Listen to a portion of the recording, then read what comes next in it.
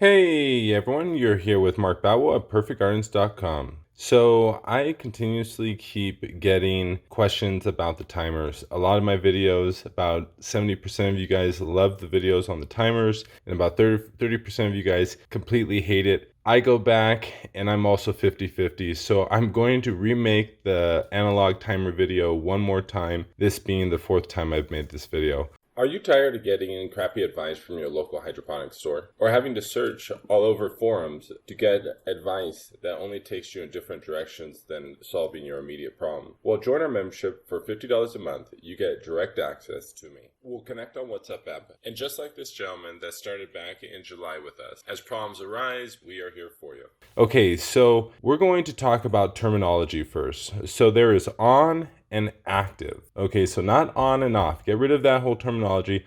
On and active. So when it's on, that means that energy is going to be flowing through the timer and to your light 100% of the time. When it's active, that means the timer is engaged, and whenever it's active, it's going to be set up based upon how you're setting these tabs. So let's go ahead and take a better look at this real fast before we get any further. First thing to be aware of is that each and every single tab is 15 minutes. So I'm going to push one tab down right here, and I'm going to show you what this looks like on this tab, and I want you to pay attention to the light in the background. So right now the timer is on. So as you can see, you'll see different ones. You'll see it say on, and down here it says timer. Sometimes it says on active, sometimes it says on. It never says off, actually. It says on or something else. So just be aware, on means 100%, timer means active. So right now it's 100% on. And as you could see, this little knob up here is up. When I press it down and activate it, this knob will be allowed to reduce down right here. As you can see, I'm going to push it up. Watch this tab. What you're watching is this little tab right here. I press it up and it comes up. I'm going to zoom in a little bit more. This is active. All right. So remember, so when this tab is up, that means it's on. So that means when these tabs are down,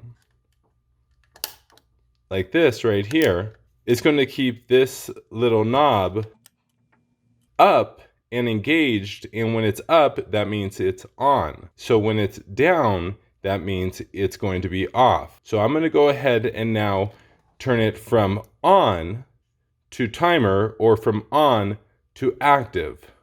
So now it's active, and as you can see, the light in the background has stayed on.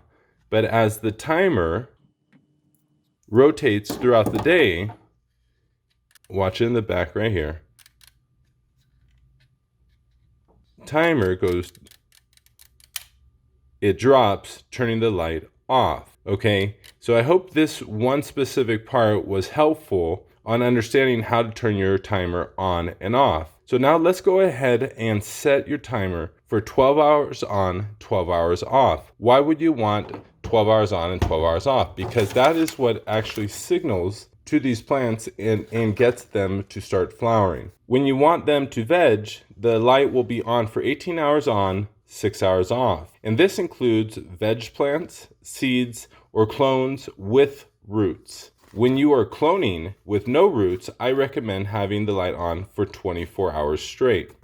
This is a question I always get on my aeroponics cloning videos, but I'm going to include it right here. And one suggestion is that for an aeroponic cloner, I might recommend having a digital timer versus an analog timer to help control water reservoir temperatures. Sometimes having that water pump on for 15 minutes is not necessary, and sometimes just having the pump come on for a minute just to wet the roots, and then turn off for 10 minutes, then turn back on for a minute, might actually end up being the ideal recommendations for aeroponic cloners, because that will help reduce the amount of time that the water pump is on, adding heat to the water reservoir. Before I set the timer, I'm also going to get into a couple other recommendations for the ideal time to run your lights for max savings on your power bill. A lot of places around the United States have a peak hours. And so if you're running your lights during the day more often, that electricity bill will be higher. So just by finding the ideal range where your AC is going to be running as little as possible, your dehumidifier will be running as little as possible, your water pumps, your fans, and etc. A lot of these things run automatically based upon environmental controllers or timers we put into our grow room. So if we are not running our lights during the hottest time of the day, our AC will not be running as much, and our dehumidifiers won't be running as much because our plants aren't transpiring as much. So by finding the ideal time to run these lights during the day and night for maximum efficiency around the plant growth as well as around your savings bills and the efficiencies around these machines, I would recommend a 6 p.m., 6 a.m. flowering cycle or time schedule, or a 8 p.m., 8 a.m. You definitely want to check when your peak schedule is for your local area. For veg, I would recommend a 5 p.m. to 11 a.m. schedule. Obviously, these things are going to adjust based upon your work schedule, because definitely you're going to need to find time to fit this in around family time, work, and other lifestyle demands. Okay, so let's go ahead and get to setting your timer. So for me, I'm going to go ahead and set it up for 6 p.m., 6 a.m. So first thing I'm going to be doing, a lot of these timers will have a daytime, nighttime schedule. So as you can see right here, this is representing the day and this is representing the night. So what I'm going to do is I'm going to set it for 6 p.m. and I'm going to drop all these down right here. And so what I'm going to want to do is I'm going to want to have the lights turn on at 6 p.m. So I just would push all these down right here.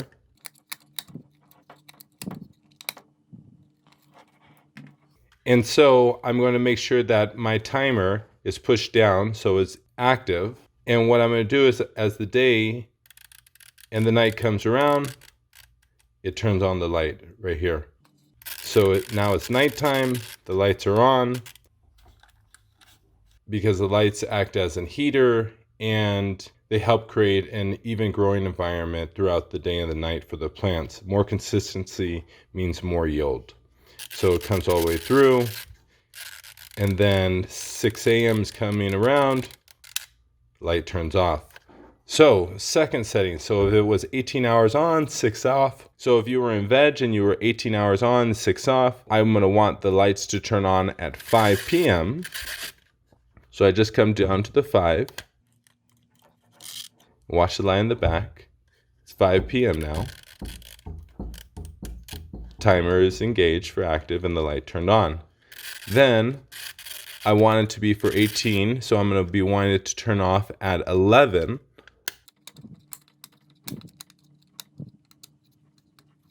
And so now it's an 18 hours on, 6 hours off schedule.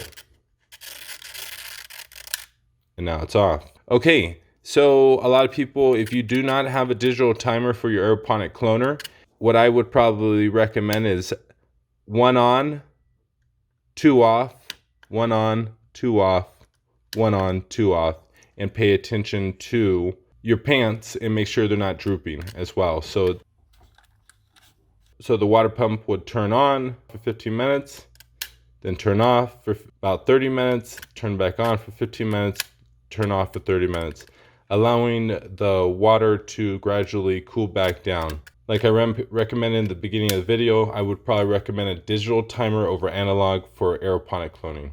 I hope this video was helpful. Please give me a thumbs up, share, subscribe. Have a great grow, everyone.